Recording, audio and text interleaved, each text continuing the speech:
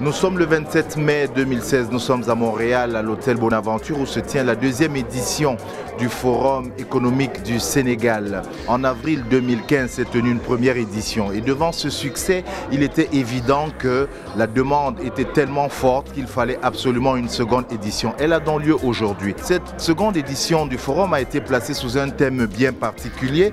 Ce sont les opportunités d'investissement pour les entreprises canadiennes dans le PSE. Le PSE, c'est le plan Sénégal émergent.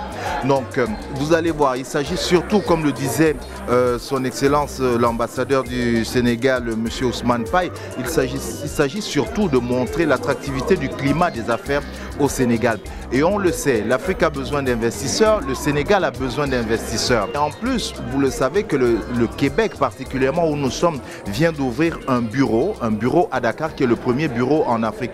Donc tout au long de cette journée, on aura des conférences, on aura ce qu'on appelle des B2B, c'est-à-dire des rencontres entre investisseurs canadiens et de l'autre côté des répondants sénégalais. Une table ronde particulièrement attendue qui est la table ronde ministérielle où les ministres du Sénégal en charge des départements économiques viendront montrer les opportunités d'affaires au Sénégal. Restez donc là, nous vous ferons un compte rendu de cette journée. Comme toute autre société engagée sur la scène internationale, le Québec réexamine régulièrement ses choix politiques à l'international. À la lumière de la lecture que nous faisons de notre environnement, de nos enjeux, de nos défis, de nos intérêts, nos relations avec les pays francophones d'Afrique de l'Ouest en général et avec le Sénégal en particulier nous apparaissent aujourd'hui plus pertinents que jamais. Madame Saint-Pierre, deux questions. Pourquoi Dakar pour le bureau du Québec? Tout d'abord, on pense que Dakar est vraiment l'endroit le plus stratégique. Le pays a également une certaine stabilité. On a développé des relations de plus en plus étroites avec le Sénégal et c'est ce qui nous a amené à dire, bien maintenant, il faut aussi concrétiser cette relation. Et le bureau est à Dakar. Nous pensons que c'est le meilleur endroit pour pouvoir développer nos relations, non seulement au Sénégal, mais également dans toute l'Afrique de l'Ouest. Vous venez à un forum comme celui-là, qu'est-ce que vous en attendez en tant que ministre des Relations internationales? Moi, je trouve ça fort intéressant et je pense que c'est une très belle occasion pour nos partenaires de se rencontrer, de se parler, d'échanger, de voir les possibilités, comment on peut grandir ensemble. Et c'est en même temps dans une journée, alors c'est très concentré. Donc, les gens peuvent échanger sur leurs projets, des projets en cours, des projets aussi à venir. Et aussi, il va émaner de cette journée-là, j'en suis convaincue, des nouvelles idées. Alors, je pense que c'est très intéressant. C'est la deuxième édition.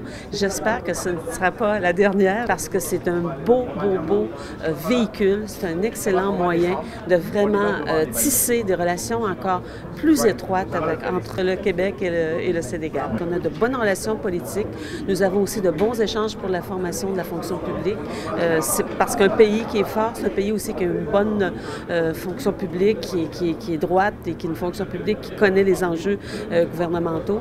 Et nous voulons aussi avoir des relations plus étroites sur le plan économique et je pense que c'est un bel outil, notre bureau. Et nous avons de grandes ambitions pour ce bureau, nous voulons le faire grandir. Et un autre point, c'est la ministre qui l'a soulevé, que je pense qui est fort, qui est majeur. Il faut réussir à obtenir une liaison aérienne entre Montréal et Dakar pour être capable de circuler. La mobilité est majeure. Si on veut de relations économiques plus fortes, il faut que la mobilité soit plus grande. Alors, à mi-parcours de ces journées du Sénégal à Montréal, nous avons observé un fort intérêt des investisseurs sur quelques domaines qui correspondent par un heureux hasard à ce que nous cherchons comme moteur de notre croissance. C'est les mines, c'est les infrastructures, c'est l'éducation. On a même parlé ici d'un secteur qui attire très peu les investissements privés, c'est le secteur de l'éducation professionnelle, de l'enseignement professionnel. Alors, une telle situation reflète, disons, une bonne pénétration du plan Sénégal émergent au Canada. Et c'est heureux parce que parmi les pays ciblés, les pays leaders qui devront venir pour leur capacité à organiser les projets, pour leur connaissance des partenariats publics-privés et surtout pour leur pénétration de l'Afrique, il y a le Canada qui figure au cœur du processus. Ça, c'est très heureux. Pour toutes ces raisons, et pour répondre à votre question de manière directe, ces journées s'annoncent sous de bons auspices. Ces bons auspices seront renforcés par un élément, c'est la disposition du gouvernement québécois à venir au Sénégal. C'est déjà fait, le bureau est déjà ouvert au Sénégal depuis un mois, à venir pour canaliser les efforts du Canada en matière de partenariat avec le Sénégal. Ça, c'est extrêmement important et cela constitue un des maillons manquants, constitué jusqu'ici un des maillons manquants du dispositif de coopération avec le Canada. L'autre aspect sur lequel je voudrais intervenir, c'est que les migrants sénégalais établis au Canada ont désormais se sont inscrits dans un basculement de paradigme. Ils ne sont plus seulement des investisseurs dans leur pays. Ils sont également un centre d'expertise qui sera utile à la mise en œuvre des projets et programmes économiques du Sénégal. Donc, quand on met en fin de compte bout à bout tous ces éléments dont je viens de parler, on se rend bien compte que nous avons des raisons d'être satisfaits à mi-parcours. Déjà, je vais vous demander, s'il vous plaît, encore de bien vouloir nous décrire le fonds 6. Qu'est-ce que c'est, le fonds 6? Voilà, bon, le fonds 6 est un fonds d'investissement stratégique de l'État du Sénégal, donc qui est détenu par l'État, qui accompagne les porteurs de projets, non seulement de gros projets stratégiques, des projets PPP, dans lesquels nous pouvons prendre des participations et aider à structurer le financement, lever la dette exécutée, mais également les PME également. On peut prendre des participations comme un fonds d'investissement privé. Nous sommes gérés comme le privé, mais nous appartenons à l'État. C'est pour booster l'investissement productif, créer des emplois, de la croissance économique. Et donc quand on investit, au bout de quelques années, nous revendons notre participation en espérant avec une plus-value qui va permettre en fait de réinvestir cette plus-value dans d'autres projets et galvaniser l'économie. Nous sommes créés il y a 2 ans et demi maintenant et nous avons à peu près un portefeuille de projets à peu près en ce moment de 84 milliards de francs CFA. Nous avons mis notre contribution et d'autres partenaires ont mis leur contribution et nous avons levé de la dette au niveau des banques de développement mais également des banques commerciales sans garantie de l'État. Ce qui est important ici, ce sont des projets structurés, projets privés dans lesquels nous sommes également un associé, un partenaire ayant un pourcentage dans le capital et on ressort après. Nous jouons en fait le rôle de catalyseur. Alors là, vous êtes venu pour cette 2e édition du forum. On est à mi-parcours. Vous avez fait une présentation, il y a eu des échanges, un mi-bilan. Ce que nous voulons, nous, c'est que les porteurs de projets qui sont canadiens, soit des gens de la diaspora, des gens qui sont ici, comme nous le faisons avec d'autres investisseurs, puissent identifier des projets au Sénégal, leurs propres projets, et nous solliciter avec des plans d'affaires pour que nous puissions nous apporter non seulement l'expertise, mais également le capital et aider à faire le projet. Ce que nous voulons également, les projets que nous développons nous-mêmes dans différents secteurs, que nous puissions avoir des partenaires qui vont venir au capital avec nous. Bon, il y a eu beaucoup d'échanges, beaucoup de contacts et nous espérons qu'après, les gens vont être très dynamiques, très réactifs pour qu'on puisse au moins faire 1 ou 2 projets.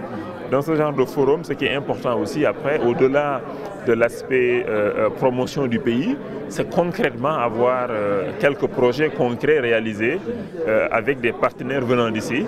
Et les partenaires canadiens sont crédibles, ils ont l'expertise, certains ont du capital. Il y a également EDC Canada qui peut accompagner ses partenaires canadiens au Sénégal et qui vont trouver le fonds 6 et d'autres aussi partenaires locaux sénégalais. Et l'essentiel, c'est qu'on puisse exécuter des projets, créer des emplois et de la croissance économique. Déjà, c'est de voir un ancien Montréalais, Québécois retourner au Sénégal et qui revient nous parler du FONGIP. Le FONGIP, c'est quoi? Le FONGIP, c'est un fonds de garantie des investissements prioritaires, un outil qui a été mis en place par le président de la République pour faciliter l'accès au financement des petites et moyennes entreprises. Ces petites et moyennes entreprises représentent 90% du tissu économique sénégalais, mais malheureusement ne mobilisent que 10% des financements. Et pourtant, comme je le disais tantôt, on a 26 banques sur la place qui sont très liquides, mais dont les liquidités sont difficilement accessibles. Pourquoi? Parce que les petites et moyennes entreprises n'ont pas souvent assez de garanties, pas suffisamment ou pas du tout. Et une entreprise qui n'a pas de garantie va être difficilement finançable parce que la banque n'a que la garantie pour pouvoir s'accrocher au cas où ça n'allait pas bien. Et donc c'est la raison pour laquelle le FONGIP a été mis en place pour apporter cette garantie qui manquait aux institutions financières pour augmenter leur appétence à pouvoir financer les entreprises. Mais mieux, en apportant une garantie, le FONGIP réduit le risque parce qu'une garantie sert normalement à réduire le risque et par conséquent à donc faire baisser le taux d'intérêt. Mais mieux, on refinance les mutuelles d'épargne et de crédit qui sont les institutions de la microfinance qui souvent ont des coûts d'accès au financement qui sont élevés et donc et par conséquent des taux d'intérêt très élevés sur les bénéficiaires qui avoisinent les 25%. Et pour permettre à ces bénéficiaires souvent très vulnérables que sont les femmes et les jeunes, le FONGIP a décidé de financer ces mutuelles d'épargne et de crédit à des taux d'intérêt ne dépassant pas 2%. Mais par contre, on demande à ces mutuelles d'épargne et de crédit de répercuter cette baisse de taux sur les femmes et les jeunes et en limitant le taux à 8%. Nous, on les finance à 2% et on le dit ne pas dépasser un taux nominal de 8% pour les femmes et les jeunes. Mais également, le FONGIP apporte ce qu'on appelle l'accompagnement et l'assistance technique. On est là dans le cadre de la seconde édition du Forum économique du Sénégal. On est à Montréal, donc on est venu, entre guillemets, chercher, se présenter aux entreprises canadiennes. Mais vous avez été beaucoup interrogé sur l'accompagnement que vous pouviez aussi faire à la diaspora sénégalaise.